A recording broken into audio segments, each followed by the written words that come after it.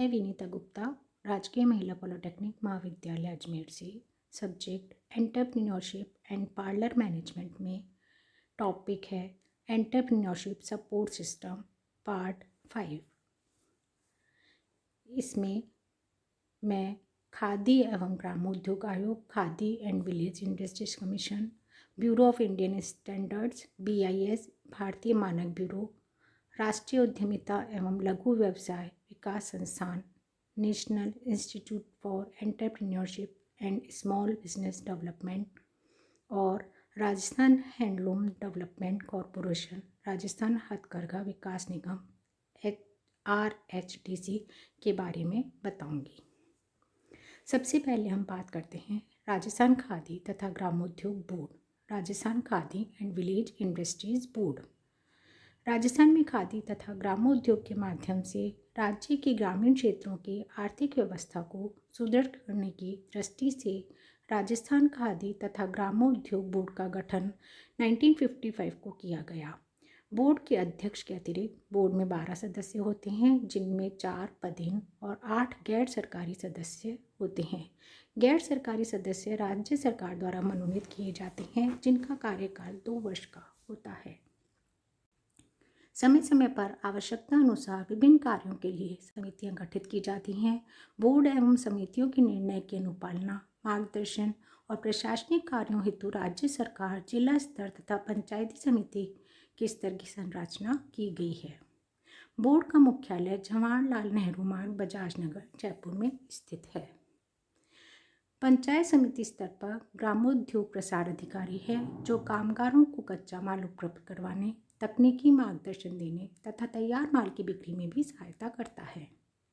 ग्रामीण क्षेत्रों में बेरोजगारी की समस्या के निवारण हेतु खादी व ग्रामोद्योग ही सबल माध्यम है। ग्राम उद्योग में रंगाई, छपाई, गलीचा निर्माण, पेंटिंग कार्य, कांच की कशीदाकारी, तबला, ढोलक और कांच पर सोने का काम शामिल है। बोर्ड को खादी तथा ग्रामोद्योग विकास एवं विस्तार हेतु धनराशि निम्न स्रोतों से प्राप्त होती है, सोर्सेज से प्राप्त होती है। खादी तथा ग्रामोद्योग आयोग, पहला, दूसरा राज्य सरकार आयोजना व गैर आयोजना और तीसरा राष्ट्रीयकृत बैंक से ऋण। कामगारों को आर्थिक सहायता के लिए मांग पत्र निश्चित प्रपत्र में भरकर जिला उद्योग निरीक्षक अधिकारी की सिफारिश के साथ जिला उद्योग केंद्र को भेजना होता है। ऋण की राशि स्वीकृत करने का अधिकार जिला उद्योग केंद्र में गठित कमेटी को दिए गए हैं, जिससे कामगारों को उनके जिले में आर्थिक सहायता मिल जाती है। बोर्ड द्वारा निम्न व्यवसाय केंद्र संचालित किए जा रहे हैं: खादी ग्रामोद्योग भवन जयपुर, ऊनी उत्पत्ति केंद्र बीकानेर, ऊन अनुभाग बाड़मेर, ऊन उत्पादन केंद्र फलौदी, अंबरपुरी प्लांट आबू रोड, मधुमक्खी पालन केंद्र माउंट आबू। वर्तमान समय में आयोग में बोर्ड द्वारा अनुदानित 690 खादी भंडार प्रदेश में कार्यरत हैं। राज्य सरकार द्वारा ग्राम उद्योग उत्पादकों को बिक्री कर से भी मुक्त रखा गया है। बोर्ड समय समय पर जिला स्तरीय, राज्य स्तरीय, राष्ट्रीय स्तर के मेलों में अपने उत्पादित माल के प्रदर्शन व बिक्री हेतु प्रदर्शनियां लगाकर उनमें भाग लेता है। अब हम बात करेंगे भारतीय मानक bureau, bureau of Indian standards BIS। भारतीय मानक ब्यूरो, जिसे पूर्व में भारतीय मानक संस्थान इंडियन स्टैंडर्ड इंस्टीट्यूट ISI के नाम से जाना जाता था। इसकी स्थापना भारत सरकार द्वारा विभिन्न प्रकार के कच्चे और तैयार माल की गुणवत्ता बनाए रखने के लिए की गई थी। ब्यूरो द्वारा विभिन्न वस्तुओं के आदर्श गुण, उनके परीक्षण के लिए आवश्यक उपकरण, परीक्षण विधि तथा स्टैंडर्ड्स आदि के लिए विषय में भारतीय मानक प्रकाशित किए जाते हैं। अभी तक ब्यूरो द्वारा 10,000 से अधिक मानक एवं उनके संशोधन प्रकाशित किए जा चुके हैं। भारत सरकार द्वारा सभी तकनीकी समितियों में लघु उद्योगों के प्रतिनिधि को रखा जाता है। इन्हीं समितियों को भारतीय मानक को तैयार करने का कार्य भी सौंपा जाता है। भारतीय मानक ब्यूरो प्रमाणन योजना, भारतीय मानक ब्यूरो एक प्रमाणन योजना चलाता है, जिसके अंतर्गत निर्माताओं और उत्पादकों को अपने माल पर मानक मोहर लगाने के लाइसेंस जारी किए जाते हैं। यह लाइसेंस ऐसे माल के लिए होती हैं जिनका उत्पादन भारतीय मानकों के अनुरूप होता है। यह योजना भारतीय मानक ब्यूरो अधिनियम 1986 और उसके अधीन नियमों द्वारा ब्यूरो को उक्त कार्यों के लिए प्रदत्त अधिकारों के अधीन चलाई जाती है। लाइसेंस लेने की विधि। मानक मोहर लगाने के लिए लाइसेंस लेने की विधि इस प्रकार है।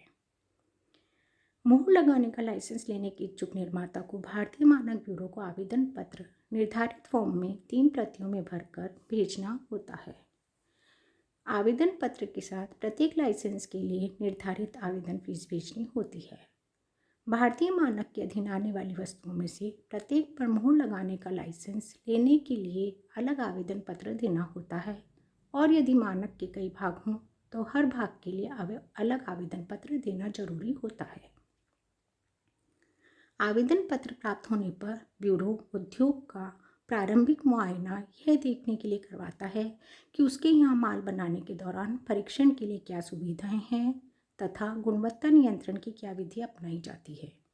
बने हुए माल का नमूना लेकर स्वतंत्र परीक्षणशालाओं से परीक्षण करवाकर यह देखा जाता है कि वह माल भारतीय मानक के अनुरूप है या नहीं। इन नमूनों की लागत व परीक्षण का खर्च आवेदक को ही उठाना पड़ता है।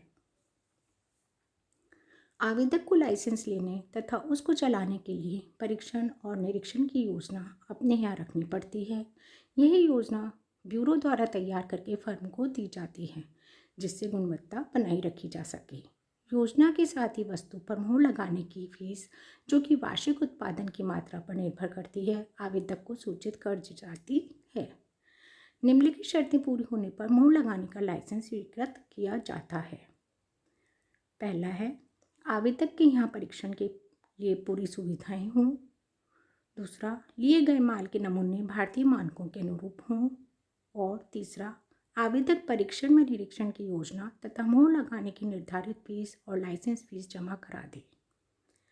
लाइसेंस स्वीकृत होने के पश्चात निर्माता को अपने माल पर मानक मोहर लगाने का अधिकार मिल जाता है। प्रारंभ में लाइसेंस 1 वर्ष की अवधि के लिए दिया जाता है। तत्पश्चात इसी अवधि के लिए नवीनीकरण रिन्यूअल किया जाता है। आवेदक को लाइसेंस की वैधता अवधि की समाप्ति से 1 माह पूर्व नवीनीकरण के लिए आवेदन भेजना चाहिए।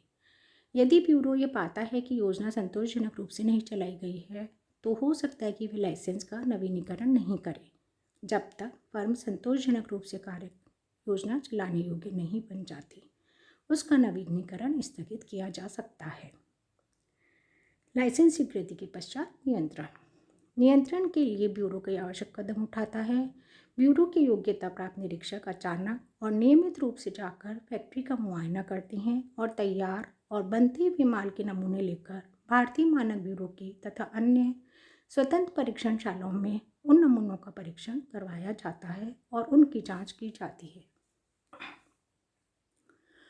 मानक मोहर लगा माल बाजार से ब्यूरो द्वारा सीधा खरीद लिया जाता है और उसकी जांच ब्यूरो द्वारा कराई जाती है। मानक मोहर लगी माल के बारे में उपभोक्ताओं से जो शिकायतें प्राप्त होती है उसकी भी जांच की जाती है और जब कभी कोई शिकायत सही पाई जाती है तो उसे घटिया माल के बदले ठीक माल बिना किसी लागत के दिलाने का प्रबंध किया जाता है। मानक मोहर लगी माल की या नमूनों की जांच की जाती है। उससे यह ज्ञात होता है कि गुणवत्ता नियंत्रण प्रणाली ठीक से काम कर रही है। यदि गुणवत्ता में कमी पाई जाती है तो लाइसेंसधारी के विरुद्ध कार्यवाही भी की जाती है। अब हम बात करेंगे राष्ट्रीय उद्यमिता एवं लघु व्यवसाय विकास संस्थान, national institute for entrepreneurship and small business development. लघु उद्योग तथा लघु व्यवस्था में उद्यमिता विकास में लगे विभिन्न संस्थानों के कार्यकलापों के समन्वय, कोऑर्डिनेशन तथा देखभाल करने हेतु निस्बट की स्थापना 1983 में की गई थी। इस संस्थान का मुख्यालय नई दिल्ली में स्थित है। निस्बट के कार्य। निस्बट उद्यमियों के लिए प्रशिक्षण कार्यक्रम चलाता है, प्रशिक्षण हेतु पाठ्यक्रम तैयार कराता है, अनुसंधान के कार्य करता है, कार्यशालाओं का आयोजन करता है,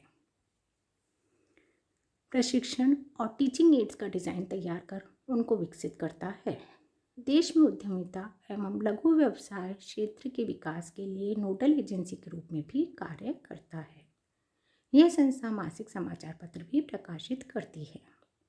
अभी तक आयोजित विभिन्न कार्यक्रमों के द्वारा देश के हजारों व्यक्ति लाभान्वित हुए हैं, जिनमें उद्यमी संगठनों के अधिकारी, राजकीय, अराजकीय एवं सेवा संगठनों के प्रशिक्षक, उद्यमिता के क्षेत्र के व्यवसायी आदि सम्मिलित हैं।